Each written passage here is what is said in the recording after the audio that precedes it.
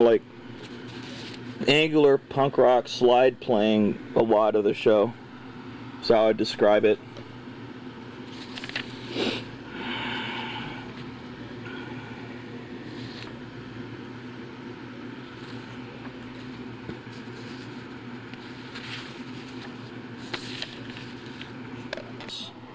Is the 8.5 by 11 sheet. So there's like the cutaways. So I made it cross between a flyer and like a poster for like wanting to get a free disc, and that's how to find me.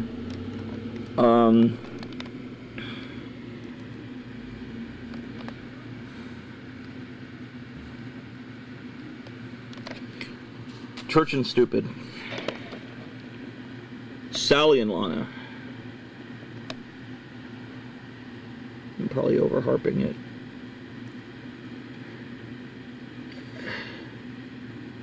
Yeah, I really wanted to have it go from 7 to 10 and stop on time. And in the future, what I'll probably have is like a big clock, like an alarm clock or a digital clock, and stick it on the amplifier or not amplifier, so I can really keep an idea on the time, and I can look over while I'm playing and go, oh shit, we've played this amount of time, well we better stop now because someone else has to play or whatever. Anyway.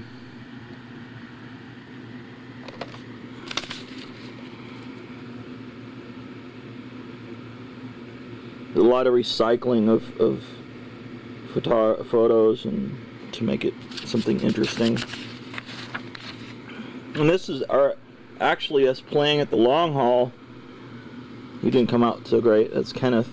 It actually looks kind of cool, and kind of being just the black figure of Kenneth instead of being visible. But yeah. And this is the show he did around Christmas time of 2007, and it's the two of us. And yeah, we tried to do the light show bit, but again, I mentioned that the DVD player was broken, so we couldn't do that. But oh well. Anyway, so these are what they actually look like cut up.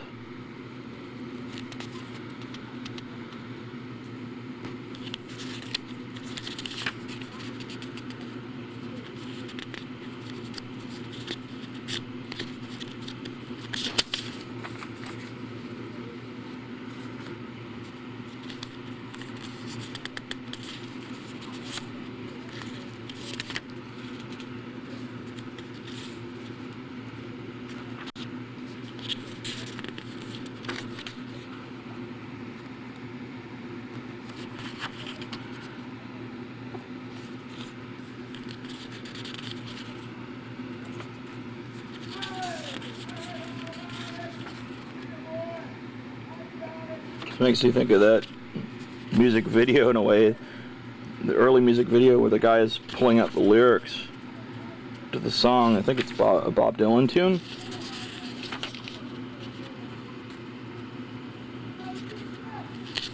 So yeah, there's like 4 different ones and kind of duplicates and stuff.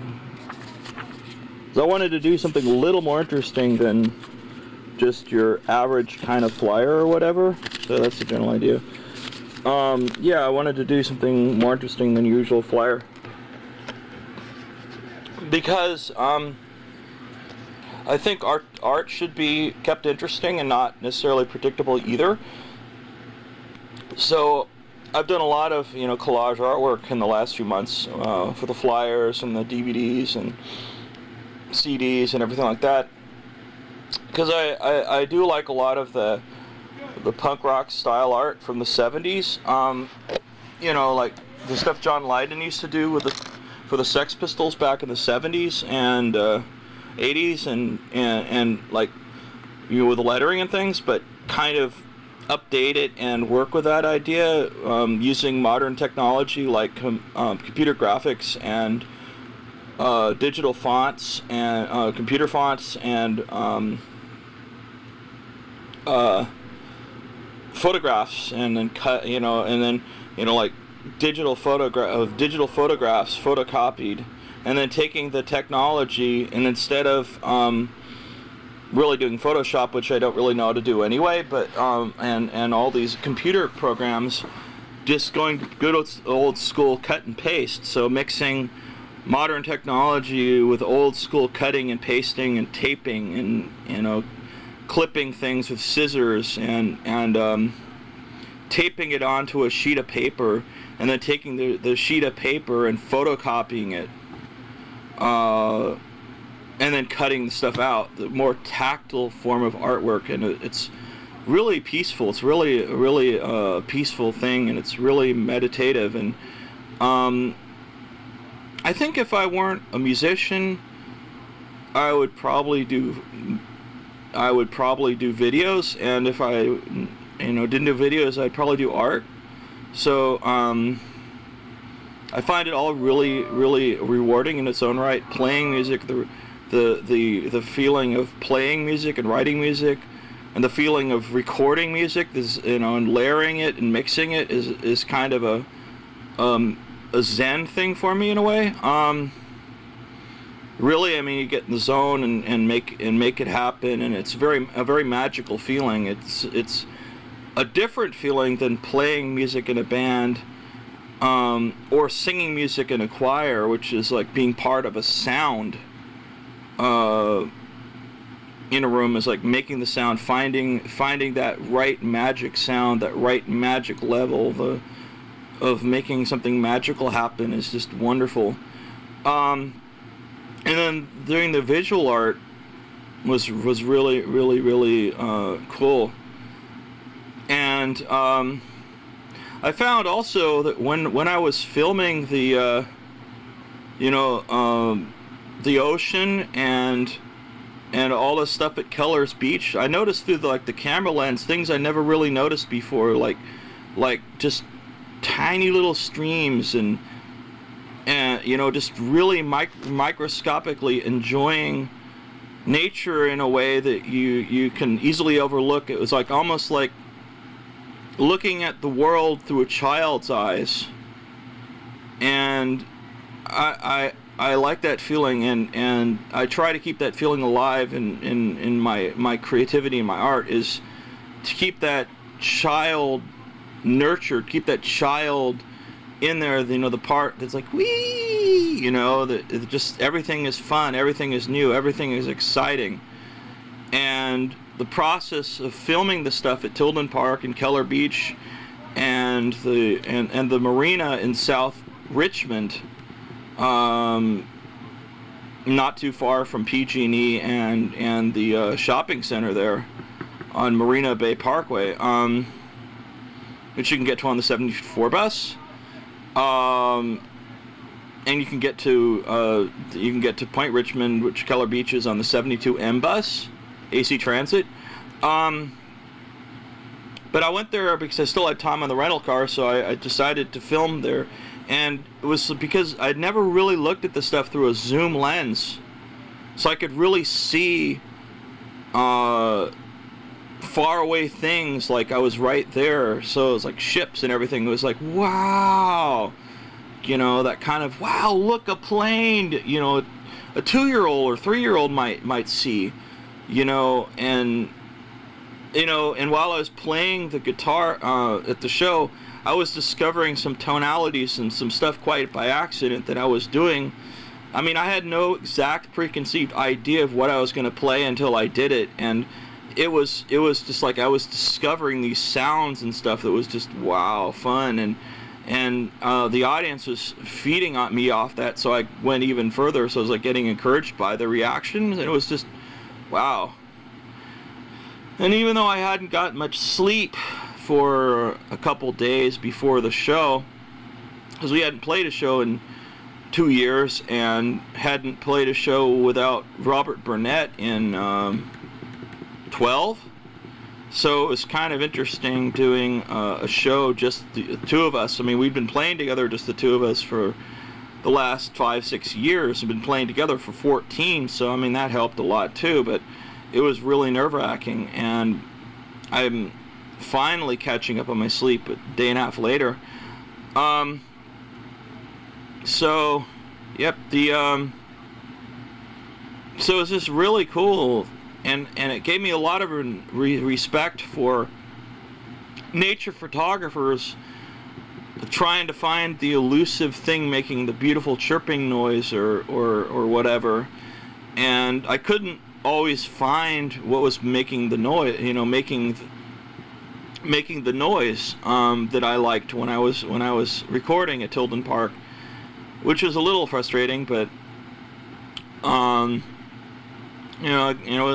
was kind of cool to be that close to like animals and stuff, and I just was looking at everything from like a complete I've seen it before way, and that's always the danger when you get older in this world, is running into that kind of jaded thing where you're going, oh, I've seen this before, or yeah, whatever, and to be able to still look at things like that, I really find wonderful.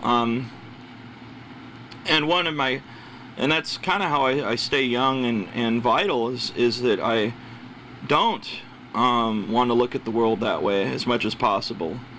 I mean, some things frustrate the hell out of me, and I write songs about it, and then I get on with my life. I wrote To Your Headache about my frustrations in trying to meet a girl that was like okay, had their shit together or whatever, and wasn't driving me nuts.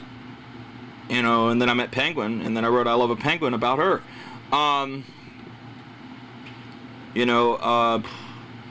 And things like that. And the Demon Seed I just wrote because I just love horror movies. And that it's kind of homage to and make fun of and everything about, like the horror movie where they're like going, hey man, where you want to go, hey, look out, man, hey, did you read the script? You're going to get killed. That's been a running gag between my brother and I, and probably a lot of other people. Since we were kids, we always used to yell, hey, didn't you read the script? Don't you know that you're going to get killed? and things like that. And I've probably never completely grown up all the way, but, I try to be mature and all that, but, hey. But I still enjoy things like I did when I was younger, and I am feeling now the after effects of being 42 years old and having, having back problems and things like that. And I admit that, my body's been through the ringer a little bit. And, it's been thrown out because of work and one time and car accident and other things. So I have, sometimes my body bothers the fucking hell out of me, and but when I got on the stage and started performing, it's like I completely forgot that and had energy I didn't realize. That was kind of cool that I had that energy and that drive to really go for it and just go, yeah, and jump around and dance and stuff.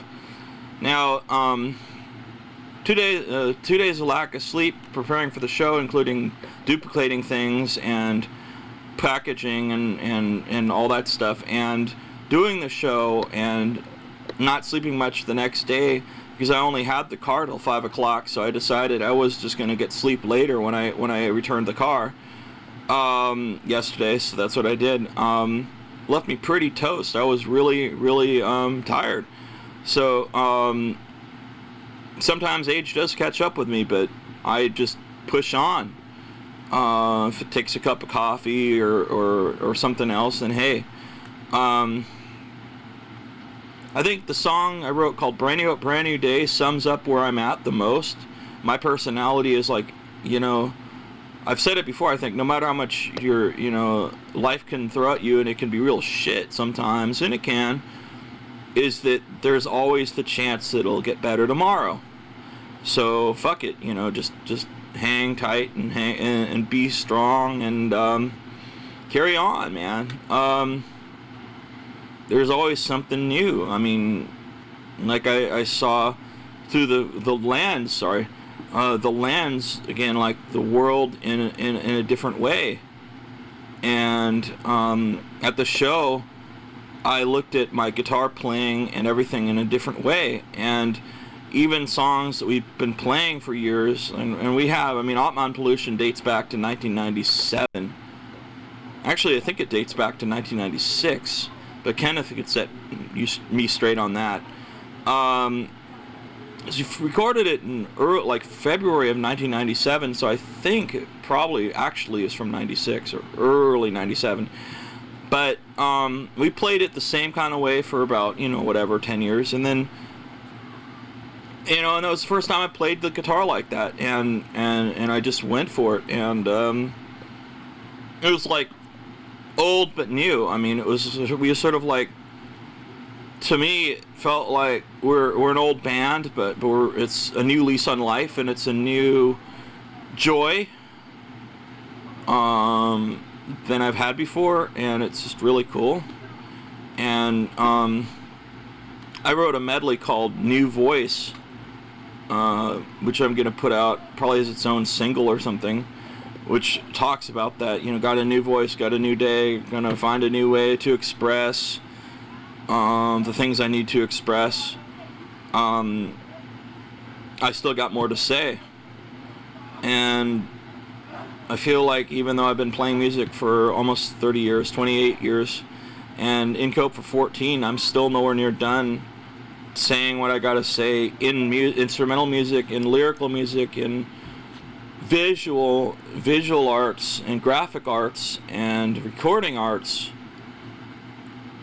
And I'm also available to do session work and teaching, and do music for your soundtrack, or play in your band, or whatever. I mean, I'm game to play. I can read music. I can play by ear fairly well. I can learn a song by ear in a day, tops, and sometimes faster, and I can get really good at it within a week, or less, depending on the complexity of the tune. If it's just rock, or power chords, or punk rock, or anything like that, the learning curve is really quick. If it's jazz or something, it's a little longer. I don't like to read tablature, so I'd rather hear the song or read the notation. But I can work with tablature. I can teach.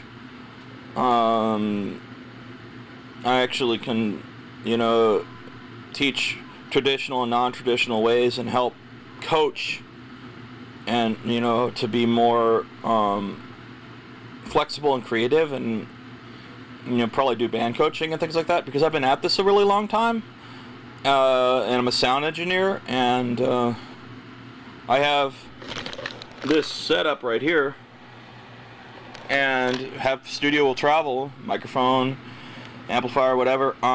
So I'm definitely for hire, and I'll do a good job for you.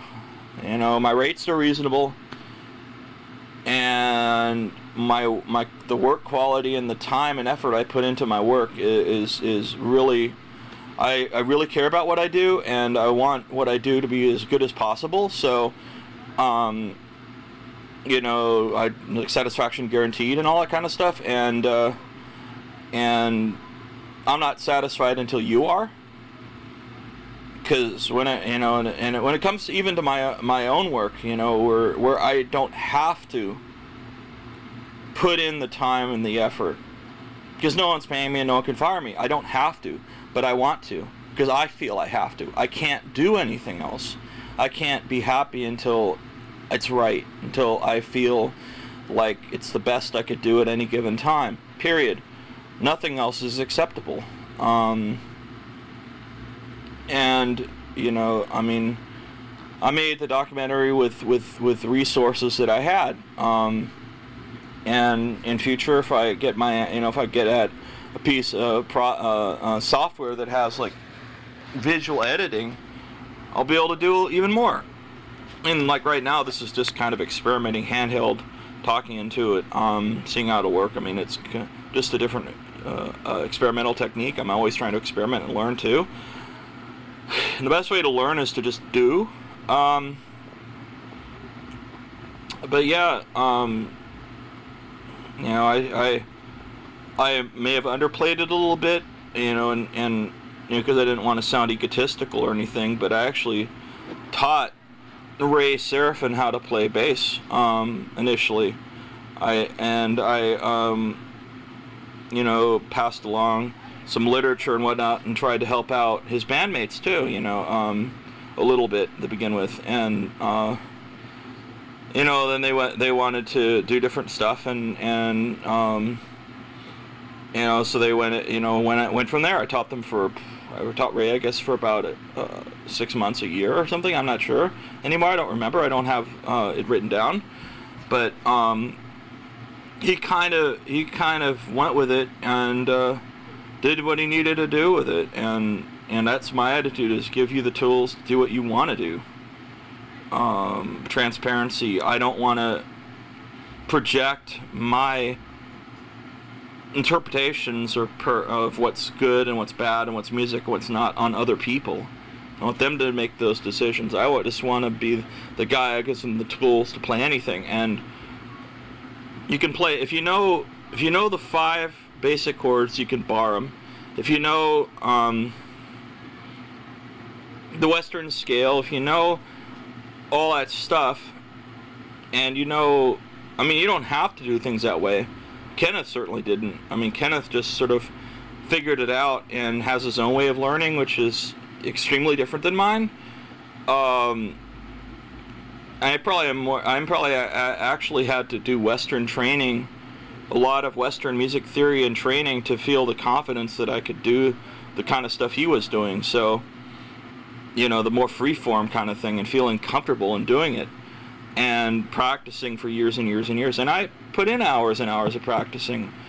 At one point, 10 years ago, I was practicing 10 to 12 hours a day, every day. I'm trying to get back into that now. It's harder now that I'm older and I have more things on my plate, and trying to do a DVD, audio CD, sound engineering, making a film, and actually having a little bit of a social life too. But still, I put everything in it, and I really focus. And making things seem effortless takes a lot of effort, and that's kind of the way it is. I mean, it's like Entwistle made what he did seem effortless, and so do I. But it's not. I mean, it's a lot of discipline and concentration to really deliver the goods, and so I'm just big on I am big on practicing, and I am big on attempting perfectionism, or at least attempting do the best you can do at any given time. So you know, if you want that to happen, I'm the guy. You know, I mean, I'll play bass. I don't care. You know, I'll try to play keyboards. I can figure out the keys and the chords, and the learning curve may not be as fast as on keyboards as guitar or bass, but you know, I mean, it's doable. I'm available as a singer. Can do choirs and different stuff, a whole bunch of different things. I've sung, like I said, I've sung classical and jazz choirs, and I've accompanied a lot other singers before on guitar, so I've done that a bit. You know, I've done that a bunch. So I mean, accompanying Kenneth on guitar wasn't the first time I did that. And I've played guitar in jazz combos, so and I've been doing that for about 10 to 12 years on and off. So people always are thinking, oh, I can, like, oh, he just does this. No. I think of myself as a musician who plays guitar as opposed to just a guitarist, and to me there's a difference. I try to think big picture and play to the song, not ego. I said that before, but it's true. And being an all-around musician as opposed to just a stylist or just this or that. And to me, it's a lot more interesting, and it keeps it more creative to be able to go from style to style, to genre to and just be able to do it comfortably and easily slip from playing angular punk rock slide guitar to psychedelic to metal to blues to punk to jazz to classical to Brazilian to whatever, and just pull it off with a lot of artistry. And I believe that songs should have room to breathe, and I think I've talked about dweedling versus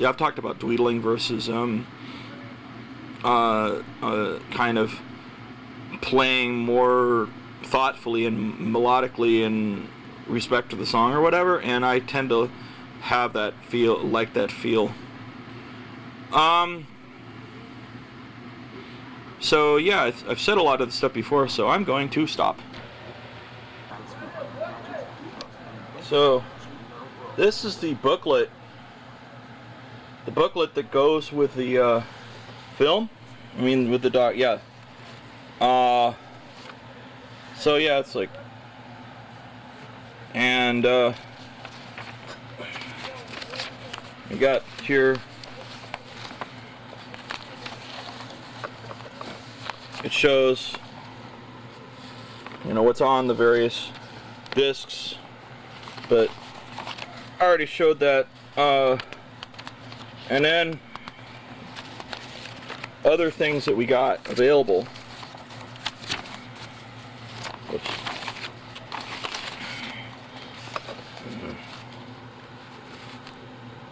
Other releases, like All Our Dreams and Freedom to Breathe in a twin DVD case, and Suburban Architecture in twin DVD case.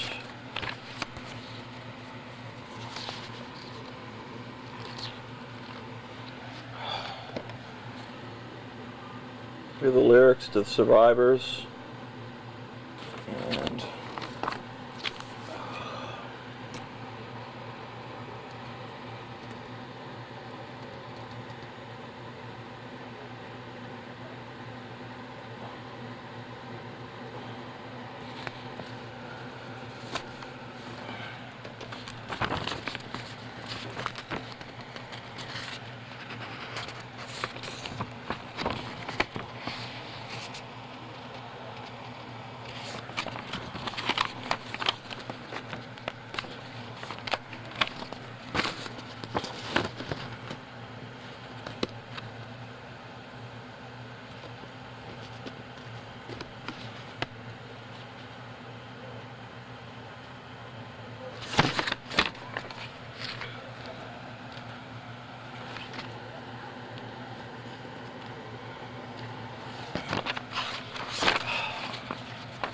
the gas mask photocopied in black and white.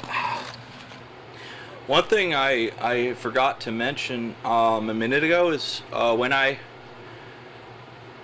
did the documentary, there was the original version, and then I basically redid the whole thing because there were some audio glitches and things like that, so I had to fix the mono stuff and make it stereo, and some was like going back to sources and redoing.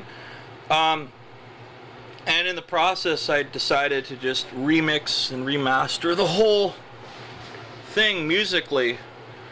So a lot of the live performances were from old video cassettes, and So the audio had degraded, the audio sound had kind of degraded a bit. So I remixed the whole thing. I just sent it through my mixer.